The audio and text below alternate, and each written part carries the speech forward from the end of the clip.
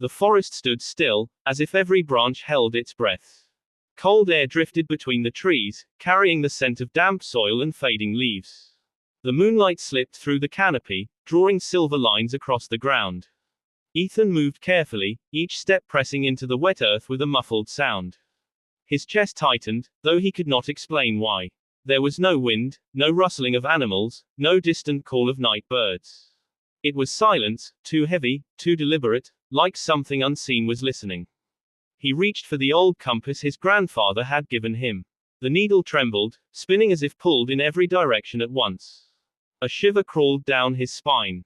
He whispered to himself, but his voice felt swallowed by the air, as if the forest absorbed every word before it could echo. Ahead, a faint glow appeared between the trees. It was pale, almost fragile, flickering as if it fought against the darkness. Ethan's legs moved forward without his command. The closer he came, the colder the air became, burning his lungs with each breath. The glow revealed a figure standing still. A tall silhouette, unmoving, its head slightly bowed. Ethan froze. The ground beneath him seemed to hum, a low vibration rising through the soles of his boots.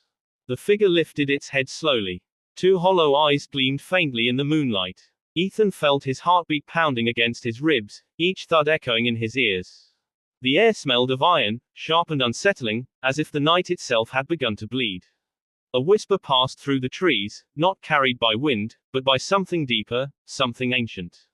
It spoke no words, yet Ethan understood. It called his name. He staggered backward, but the forest closed in tighter, the path behind him swallowed by shadows. His compass shattered in his hand, the glass splintering without sound. The figure stepped forward. The glow around it dimmed, leaving only its hollow gaze. Ethan wanted to scream, but his throat locked, his breath trapped in his chest. The whisper grew louder, twisting inside his mind, pushing against his thoughts. And then, the silence pressed harder on her ears. Not the calm kind of silence, but the suffocating one, thick, heavy, as though the air itself carried a secret it refused to release. Elena stood frozen in the narrow hallway. The pale wallpaper peeled like old skin, curling at the edges, whispering with every subtle draft. Her heartbeat thudded so loudly she thought it might betray her presence. A faint creak echoed behind her. She turned sharply. The corridor stretched long and empty, shadows bending unnaturally against the dim light of the flickering bulb. Her breath trembled. Every step forward felt like sinking deeper into something unseen, a fate she hadn't chosen but one that had chosen her. She placed her hand on the cold wooden railing. The wood was damp. When she lifted her fingers, they came away stained with something dark, something that glistened faintly in the weak light. Blood. Or was her mind playing tricks? Her throat tightened. The silence returned, deeper now, almost alive. It seemed to move with her, following her, coiling around her shoulders.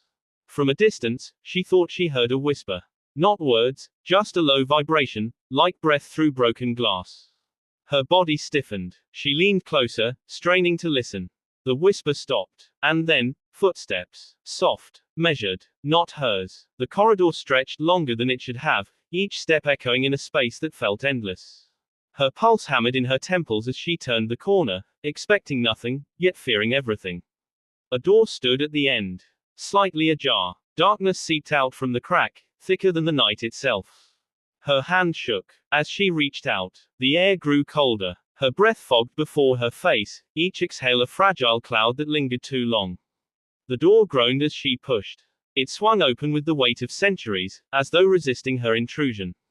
Inside, a room stripped bare, walls scratched, floorboards splintered, the ceiling sagging under the burden of time. And in the center, a chair. On it lay a bundle of cloth. Small, too small, shaped like a child. Her chest clenched. She stepped closer, legs trembling as though they might collapse beneath her. The cloth shifted. No wind, no touch, yet it moved, as if stirred by something inside. Her lips parted in a silent scream. The whisper returned, clearer this time. It was not from the room. It was inside her. You shouldn't have come. She staggered back, eyes darting to the corners of the room. Shadows twitched, not moving from the light, but against it. Twisting, stretching. Her spine chilled. The air felt thick, almost liquid, clinging to her skin. She wanted to run, to escape, but her body refused to obey. The bundle rose from the chair. Not lifted by hands, not by anything visible. It floated, unraveling, and from inside spilled something that made her knees buckle. Not a child, not even human. A face, distorted, eyes hollow, mouth stretched wide as if it had been screaming for eternity. The soundless cry reverberated inside her skull, piercing deeper than any sound ever could. She collapsed against the wall, gasping, clawing at her ears though there was nothing to block. The silence had turned into something unbearable, pressing down on her bones, crushing her from within. The figure drifted closer, its hollow eyes locked onto hers, pulling her in. Her own reflection warped in its void-like gaze. She saw herself not as she was, but as something broken, lifeless, destined. Silent destiny. The words didn't come from her, but they etched themselves into her thoughts, carved into her soul.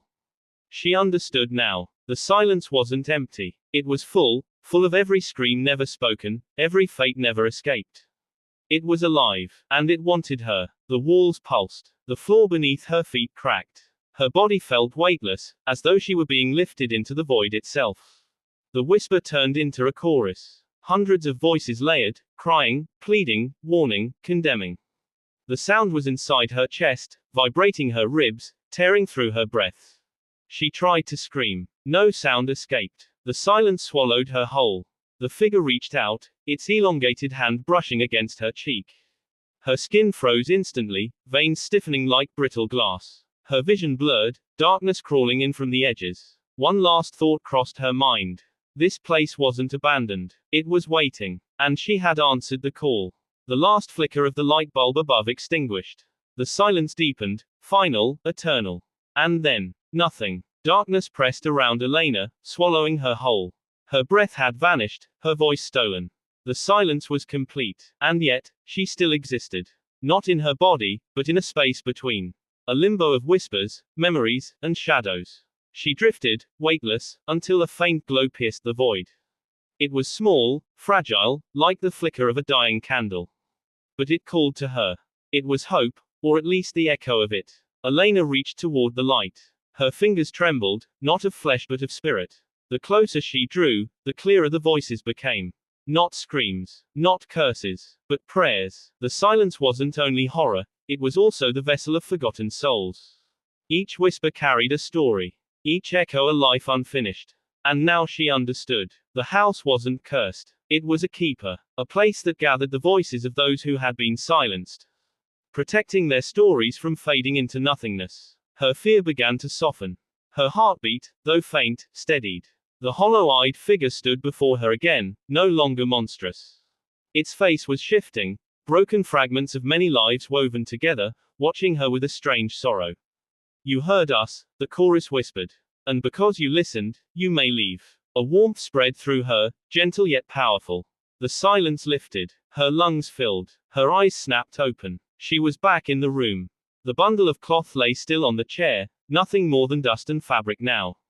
The shadows had retreated. The air was calm. Morning light crept through the cracks in the boarded window. Bird song trickled faintly from outside. The silence was gone. Elena stumbled to her feet, weak but alive. She knew she could walk away now. But as her hand reached for the door, she turned once more to the chair. For a brief